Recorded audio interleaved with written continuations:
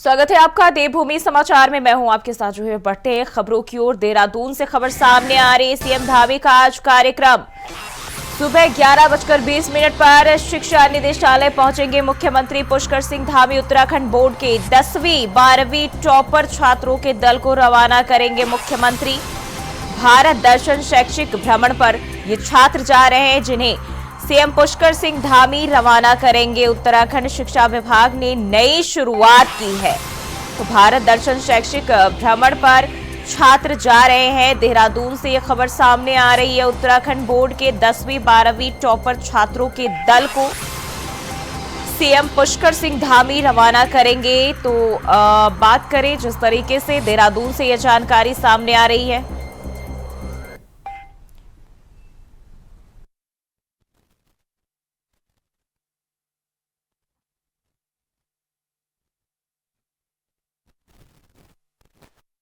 तो सीएम धामी का आज कार्यक्रम है। भारत दर्शन शैक्षिक भ्रमण पर छात्र जा रहे हैं जिन्हें मुख्यमंत्री पुष्कर सिंह धामी रवाना करेंगे। तो उत्तराखंड शिक्षा विभाग ने नई शुरुआत की है। और इसी खबर पर ज्यादा जानकारी के साथ अभय कैंतुरा देहरादून से हमारे साथ जुड़ चुके हैं। अभय, जो छात्र है 10वीं 12वीं के टॉपर छात्र, उनके दल को आज सीएम पुष्कर सिंह धामी जो है रवाना करने जा रहे हैं। भारत दर्शन शैक्षिक भ्रमण पर ये छात्र जा रहे हैं, क्या जानकारी है? जी बिल्कुल, इसे इस रूप में समझ सकते हैं कि उत्तराखंड राज्य ने एक बड़ी पहल शुरू करी है। बड़ी पहल इस दिशा में है कि राज्य के जो होनहार हैं, जो राज्य का भविष्य है, देश का भविष्य है, उन छात्रों के सर्वांगीण विकास की पहल शुरू हुई है। राज्य के जो 10वीं और 12वीं के जो टॉपर जो छात्र हैं, खासतौर पर जो सिलेक्शन करने का जो तरीका था, विभाग का हर ब्लॉक से 2 ऐसे छात्रों को यहाँ पर सेलेक्ट करने का काम किया गया जो इस टूर में जाएंगे। देश के 6 राज्यों का ये भ्रमण कार्यक्रम है। पहली बार ऐसा कार्यक्रम उत्तराखंड शिक्षा विभाग की तरफ से बनाया गया है। 6 दिन का कार्यक्रम है। देश के 6 राज्यों में भ्रमण यहाँ पर करेंगे। 190 छात्रों को यहाँ से बसों के माध्यम से आज मुख्यमंत्री पुष्कर सिंह धामी रवाना करने का काम करेंगे। हरी झंडी दिखाने का काम यहाँ पर मुख्यमंत्री पुष्कर सिंह धामी करेंगे। और कोशिश यही है कि छात्र देश के विभिन्न राज्यों में जब जाएंगे तो वहाँ की जो संस्कृति है, वहाँ की जो अनुसूचित विरासत है, खासतौर पर ऐसे जो चिन्ह या ऐसी जो सांस्कृतिक चीजें वहाँ पर है जिसको समझने की आवश्यकता है, जानने की आवश्यकता है, उन चीजों को जानने का प्रयास वहां पर करेंगे। और जब कभी भविष्य में उन्हें मौका मिलेगा तो उन जगहों के बारे में जानेंगे और उसे अपने उन चीजों का अनुसरण करने का काम यहाँ पर करेंगे कि जो देश की जो चीजें ऐसी हैं, जो खास तौर पर जैसा आप सपोज कर लीजिए, अगर दिल्ली राज्य में जाते हैं तो जो लाल किला है, इंडिया गेट है, उन सब चीजों को देखने का काम उनकी तरफ से वहां पर होगा। उसे जानेंगे कि हमारे देश की विरासतें क्या क्या है। तो ये शैक्षणिक कार्यक्रम है और इसमें छात्रों को सीखने के लिए ही ये पूरा टूर यहाँ पर रहेगा। और आने वाले दिनों में कह सकते हैं कि इस बार ये शुरुआत हुई है और आगे हर साल इसी तरीके से छात्रों को हर ब्लॉक से 2 ऐसे छात्रों को सेलेक्ट करने का काम किया जाएगा जो बोर्ड परीक्षाओं में टॉपर यहाँ पर रहे हैं। उनको भारत शैक्षणिक दर्शन के लिए यहाँ पर भेजने का कार्यक्रम किया जाएगा। इस बार ये कह सकते हैं कि सिर्फ समय सीमित है, लेकिन अगली बार इसकी समय सीमा और बढ़ाने का काम यहाँ पर होगा और राज्यों की संख्या भी और ज्यादा बढ़ती हुई नजर आएगी। जी अभय, कौन कौन से राज्यों के भ्रमण पर निकलेंगे छात्र? साथ ही साथ जो संस्कृति है, उन राज्यों की संस्कृति किस तरह से छात्रों को उनसे जोड़ने के लिए प्रोत्साहित किया जा रहा है? क्योंकि अगर हम देखें तो मुख्यमंत्री पुष्कर सिंह धामी ना सिर्फ उत्तराखंड बल्कि अन्य जो संस्कृति है, तमाम चीजों से प्रदेश की जनता को, देश की जनता को अवगत कराना चाहते हैं और शायद कह सकते हैं कि इसी के तहत इन छात्रों को भी इस तरह के टूर पर भेजे जा रहे हैं। बिल्कुल, ये कह सकते हैं कि जिन 6 राज्यों का सिलेक्शन किया गया वो उत्तर भारत के राज्य इस समय यहाँ पर है। यानी आज उत्तराखंड से जब यहाँ पर रवाना होंगे तो उत्तर प्रदेश की सीमा से लगते हुए जो निकटवर्ती जो क्षेत्र है वहां पर जाएंगे। दिल्ली हो गया, आपका हरियाणा हो गया, या फिर बिहार, मध्य प्रदेश, उन जगहों पर जाने का काम उनकी तरफ से किया जाएगा। और वहाँ की जो विरासत है, खासतौर पर ऐसी जो चीजें जो सांस्कृतिक धरोहर वहाँ की है, उन चीजों को देखने का काम उनकी तरफ से किया जाएगा।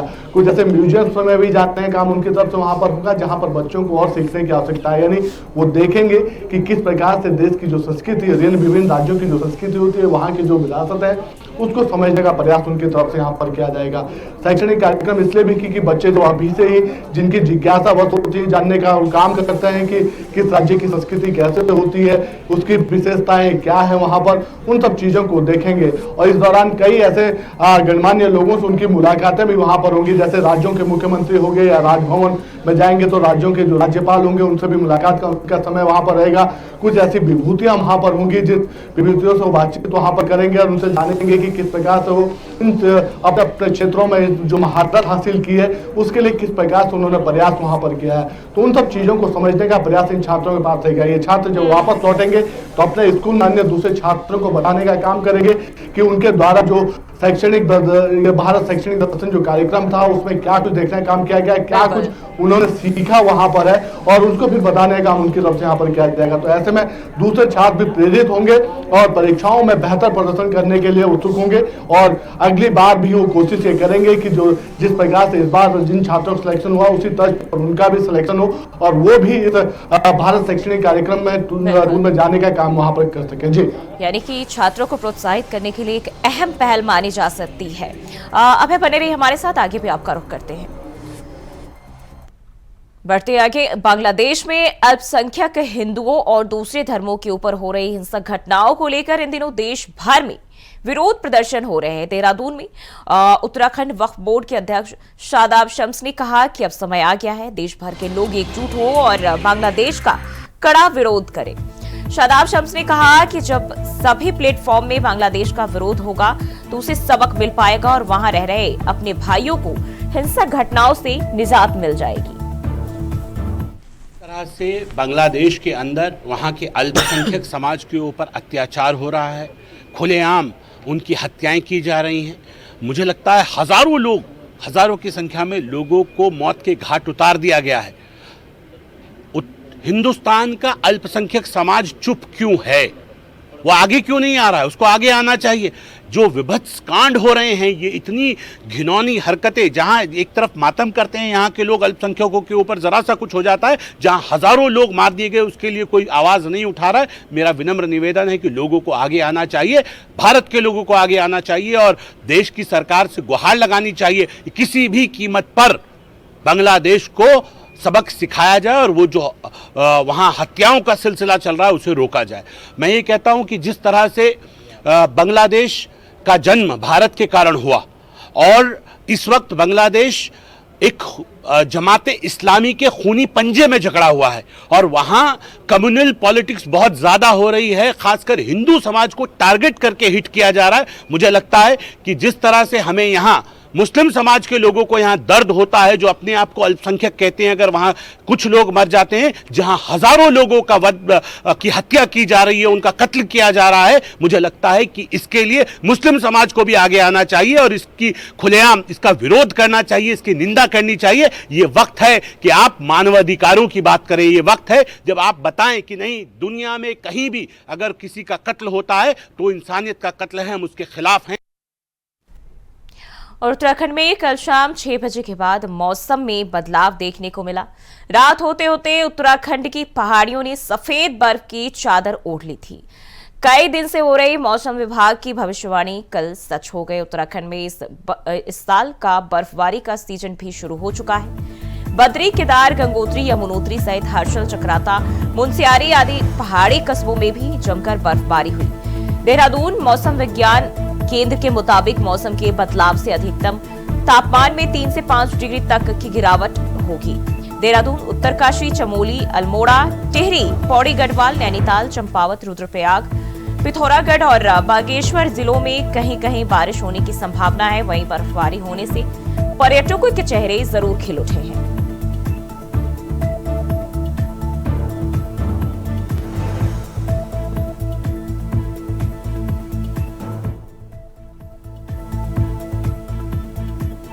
और अभय लगातार हमारे साथ बने हुए। अभय, एक बार फिर बर्फबारी की सीजन अब शुरू हो चुका है और ऐसे में देखिए पूरा उत्तराखंड जिस तरीके से अपनी खूबसूरती के लिए प्रसिद्ध है, एक बार फिर ये बर्फ की चादर ओढ़े हुए पहाड़ियां काफी कुछ कहती हैं और पर्यटकों को अपनी तरफ खींचती है।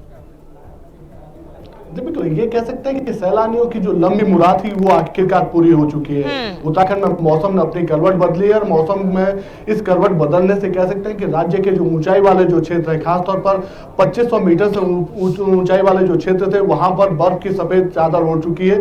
और ये कह सकते हैं कि उत्तराखंड में जो सैलानी आना चाहते हैं उनके लिए आकर्षण का बड़ा केंद्र इस समय बने हुए हैं। कल देर शाम से ही उत्तराखंड के जो ऊंचाई वाले जो क्षेत्र हैं उन क्षेत्रों में हल्की बारिश शुरू हो चुकी थी। देर रात तक ये बारिश बर्फबारी में बदल चुकी थी और ये कह सकते हैं कि इस समय उत्तराखंड के जो चारों धाम है या दूसरे जो पर्यटक स्थल है ऊंचाई वाले, चाहे मसूरी का हो, धनोल्टी का हो, चक्रोता हो या फिर आप औली कह सकते हैं जो चमोली में है, उन जगहों पर रुद्रप्रयाग नाथद्वारा कह सकते हैं वहां पर बर्फ की जो चादर है वो वहां पर बीत चुकी है और इस समय सैलानी वहां का रुख वहां पर कर चुके हैं। ये कह सकते हैं कि इस बार लगातार लंबे समय से सैलानी बारिश ना होने के चलते उत्तराखंड का रुख नहीं कर पा रहे थे क्योंकि उत्तराखंड में बर्फबारी नहीं हो पा रही थी। लेकिन अब मौसम ने जो करवट बदली है उस करवट बदलने के साथ ही उनका जो आने का सिलसिला वो भी शुरू हो चुका है। पहाड़ों पर जो बारिश हुई है, जो मौसम बदला है उसके चलते कह सकते हैं कि मैदानी क्षेत्रों में जो ठिठुरन है वो ज्यादा बढ़ने लगी है, तापमान में गिरावट आ चुकी है और आने वाले कुछ दिनों तक इसी प्रकार से ये ठिठुरन बढ़ने की और संभावना यहाँ पर जताई है। मौसम विभाग ने साफ तौर पर कहा कि उत्तराखंड में अगले 48 से जो 72 घंटे होंगे काफी महत्वपूर्ण होंगे। इस दौरान जो ऊंचाई वाले क्षेत्र हैं उन क्षेत्रों में भी बारिश और बर्फबारी होने की संभावना है और जो इस समय जो लोग पहाड़ों पर जाना चाहते हैं, खासतौर पर जो सैलानी इस समय आना चाहते हैं, उन लोगों को खासी सावधानी बरतने की आवश्यकता है। और मैदानी क्षेत्रों में भी इसी प्रकार से चाहे बुजुर्ग हो या बच्चे हो, उन्हें ज्यादातर संभावनाएं इस ठंड से प्रभावित होने की, तो ऐसे में उन्हें भी सावधानी बरतने की सलाह यहाँ पर दी जा रही है। लेकिन इतना जरूर कहा जा सकता है कि मौसम के करवट बदलने से उत्तराखंड के जो सैलानी, जो पर्यटक वाले जो क्षेत्र हैं वो यहाँ पर फिर से खुशगवार होने लगे हैं, वहां पर खुशगवार होने लगे। सैलानियों की जो संख्या उत्तराखंड में आने की जो सिलसिला है वो भी शुरू हो चुका है। जी अभय, हम देखते हैं अक्सर ही जब बर्फबारी शुरू होती है, बारिश का दौर शुरू होता है तो शीतलहर भी काफी ज्यादा बढ़ जाती है। हालांकि पर्यटक जो है वो जरूर पहुंचते हैं, लेकिन इस दौरान जो ठंडी है वो काफी ज्यादा बढ़ जाती है और कहीं ना कहीं जो पर्यटन है वो इससे प्रभावित भी होता है। तो अभी के क्या वहां माहौल है, कितनी तादाद में लोग पहुंच रहे हैं? क्योंकि जैसे ही पहली बर्फबारी है लोग ज्यादा ही आकर्षित हो रहे हैं। देखिए, आप ये समझ सकते हैं कि उत्तराखंड में पिछले एक महीने के भीतर जो मानसून का जो सीजन होना चाहिए था, यानी जो बारिश यहाँ पर होनी चाहिए थी, वो बिल्कुल ना के बराबर यहाँ पर हुई, यानी सामान्य से भी बहुत कम बारिश यहाँ पर देखने को मिली है। और जिस प्रकार से यहाँ पर अपेक्षा थी कि नवंबर के अंत तक यहाँ पर मौसम बदलने की संभावना थी, वो चीजें देखने को नहीं मिल पा रही थी। मौसम विभाग ने भी साफ तौर पर कहा था कि जो पश्चिमी विक्षोभ है उसके सक्रिय ज्यादा ना होने की वजह से कह सकते हैं कि तापमान में गिरावट आ सकती है, लेकिन बर्फबारी की संभावना पिछले दिनों यहाँ पर कम देखने को मिली थी।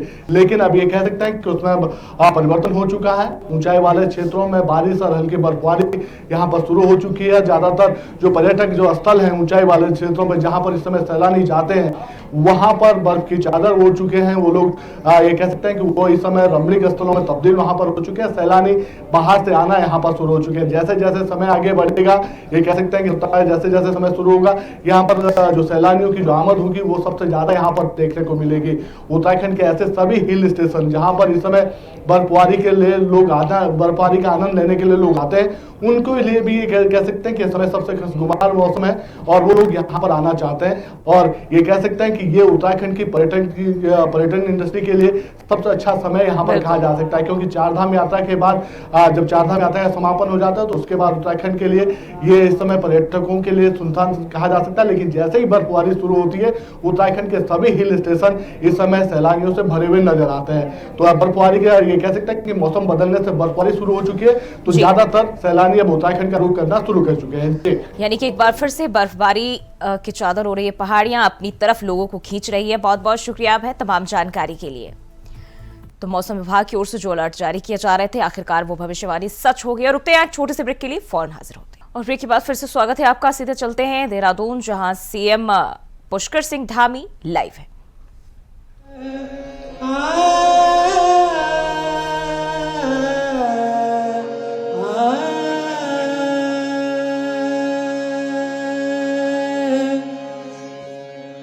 चमक रहा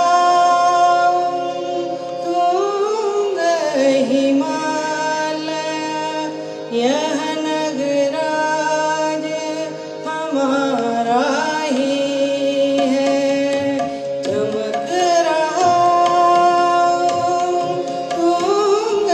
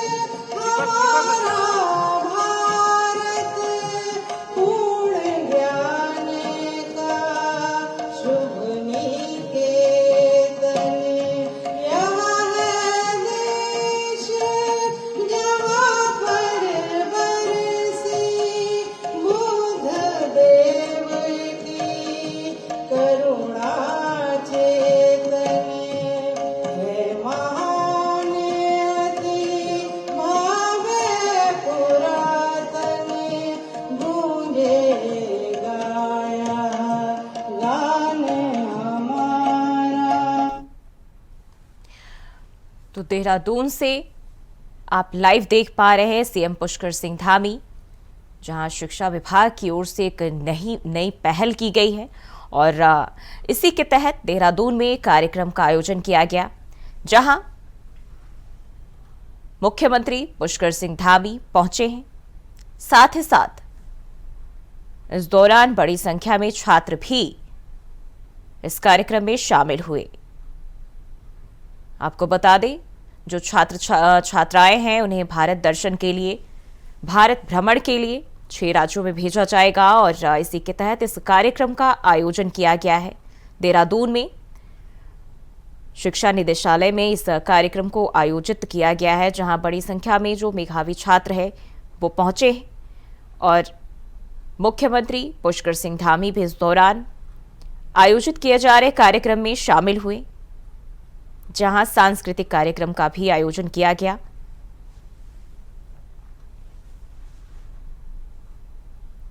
इस दौरान सांस्कृतिक जो उत्तराखंड के लोकगीत हैं उनकी भी प्रस्तुति दी जा रही है, जिसका आनंद लेते हुए मुख्यमंत्री पुष्कर सिंह धामी के साथ साथ छात्र छात्राएं मौजूद नजर आ रहे हैं। तो देहरादून से ये लाइव तस्वीरें आपको दिखा रहे हैं।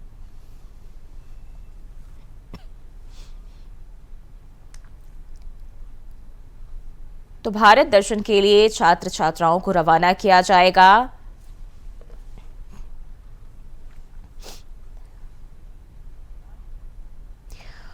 और अब बात करते हैं खबरों की। कुमाऊं विश्वविद्यालय नैनीताल के डीएसबी परिसर में 16 दिसंबर को दीक्षांत समारोह आयोजित होगा, जिसमें प्रदेश के राज्यपाल और कुलाधिपति लेफ्टिनेंट जनरल गुरमीत सिंह मुख्य अतिथि होंगे और विश्वविद्यालय में सर्वोच्च अंक पाने वाले मेधावी छात्रों को कुलाधिपति गुरमीत सिंह गोल्ड मेडल देकर सम्मानित करेंगे। बता दें कि कुमाऊं विश्वविद्यालय के कुलपति प्रोफेसर देवान सिंह रावत ने बताया कि इस साल अपनी पीएचडी पूरी कर चुके 182 अभ्यर्थियों और 3 अभ्यर्थियों को मानद कुलाधिपति उपाधि देकर सम्मानित किया जाएगा, जबकि दीक्षांत समारोह में लगभग 19,000 छात्र छात्राओं को डिग्री प्रदान की जाएगी।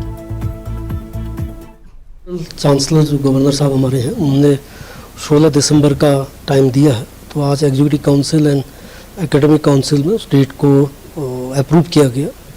ये 16 तारीख को 11 बजे प्रोग्राम शुरू होगा हमारा।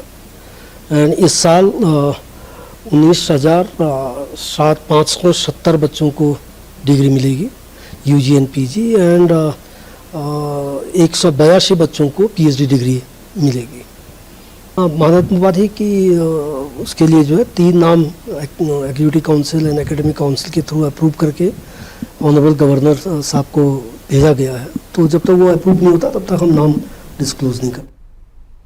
बढ़ते हैं आगे। उत्तरकाशी के सरस्वती विद्या मंदिर चिन्याली सौड़ में आयोजित मेधावी छात्र सम्मान समारोह में मुख्य अतिथि विधानसभा अध्यक्ष ऋतु खंडूरी भूषण ने सरस्वती और विद्या मंदिर स्कूल के बच्चों को संस्कारवान शिक्षा देकर देश को अच्छे नागरिक जिम्मेदार व्यक्तित्व की सराहना की। विधानसभा अध्यक्ष ने मेधावी छात्रों को सम्मानित किया, साथ ही कहा कि शिक्षा देना आम बात है, लेकिन संस्कारवान और गुणवत्ता युक्त शिक्षा बच्चों के भविष्य को सही दिशा दिखाती है। बच्चों की प्रथम पाठशाला घर होती है, माँ बाप और गुरु द्वारा दी गई शिक्षा, जिससे आगे चलकर समाज का प्रतिनिधित्व और समाज सुधारक कार्य किए जाते हैं।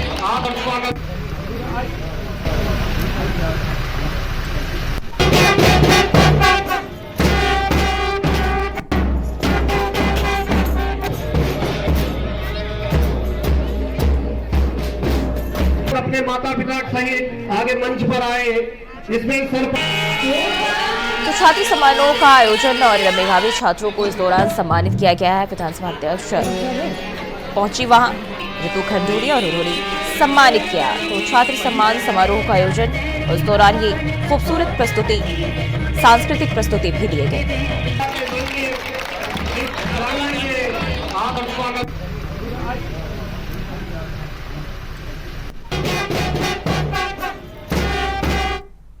और उत्तराखंड में हरिद्वार जिले को छोड़ 12 जिलों में ग्राम पंचायतों का 27 नवंबर और क्षेत्र पंचायतों का कार्यकाल 29 नवंबर को खत्म हो चुका है।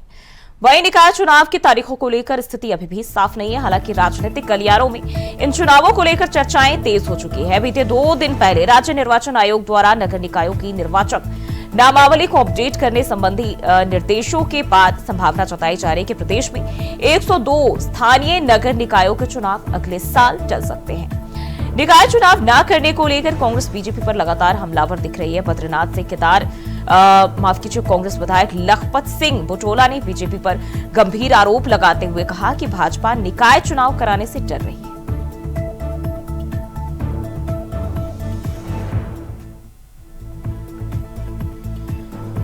तो चुनाव पर अब पार्टियों में रार खिंची हुई दिखाई दे रही है। बीजेपी कांग्रेस के बीच वार पलटवार का दौर भी जारी है। निकाय चुनाव पर पार्टियों में लगातार एक दूसरे पर हमलावर होना देखा जा रहा है।